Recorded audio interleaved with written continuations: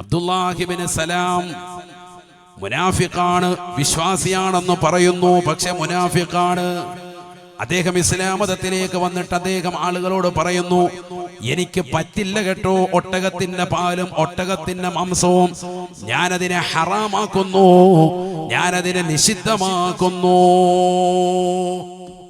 ഒട്ടകത്തിന്റെ ഇറച്ചിയും ഒട്ടകത്തിന്റെ പാലും അതെനിക്ക് ഭയങ്കര ബുദ്ധിമുട്ടാണ്, അതെനിക്ക് പറ്റൂല, അതെനിക്ക് ഹലാലല്ല. മുസ്ലിമായ വ്യക്തിയാണ്, പുതുമുസ്ലിമാണ്, ഇസ്ലാം മതത്തിലേക്ക് വന്നിട്ട് ഇയാൾ പറഞ്ഞു ഒട്ടകത്തിന്റെ പാലും മാംസവും ഞാൻ ഇതിനെ ഹറാമാക്കുന്നു. ഹലാലായ ഭക്ഷണത്തെ ഹറാമാക്കിയതാകുന്ന ഈ വാർത്ത നബി സല്ലല്ലാഹു അലൈഹി വസല്ലമ തങ്ങളുടെ കാതിലെത്തിയപ്പോൾ നസലൽ അമീൻ മലക്ക് ജിബ്രീൽ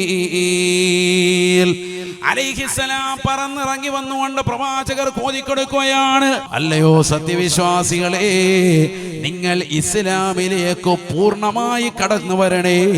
അല്പം മുസ്ലിമായി ബാക്കിയുള്ളതിൽ ഇസ്ലാമിനെ ഒഴിച്ചുകൊണ്ട് മറ്റുള്ള മതങ്ങളുടെ ആഘോഷങ്ങൾ അവരുടേതാകുന്ന ആശയങ്ങളുമായി നിങ്ങൾ ഇസ്ലാമിനെ വളച്ചൊടിക്കരുത് എന്ന് പരിശുദ്ധമായ ഖുർആൻ. ഇസ്ലാം മതത്തിലേക്ക് കടന്നു വന്ന അബ്ദുല്ലാഹി ഇബ്നു സലാമിന് താക്കീതായി കൊണ്ട് പരിശുദ്ധമായ ഖുർആനിന്റെ ആയത്തിറങ്ങുകയാണ്. മുസ്ലിമാണോ, മുസ്ലിമാണോ, ഇസ്ലാമിൽ നിലകൊള്ളുന്നവനാണോ, മുസ്ലിമീങ്ങൾക്ക് ഹലാലാക്കിയ ഭക്ഷണമാണ് ഒട്ടകത്തിന്റെ മാംസവും അതിന്റെ പാലും അതിന്റെ പാലുൽപ്പന്നങ്ങളും, അത് നിങ്ങൾ ഹറാമാക്കാൻ പാടില്ല. അങ്ങനെ ആയാൽ നിങ്ങൾ ഇസ്ലാമിന്റെ ദായിറയിൽ നിന്ന്, അതിന്റെ വൃത്തത്തിൽ നിന്ന് പുറത്തു പോയവരാണ്. അതുകൊണ്ട്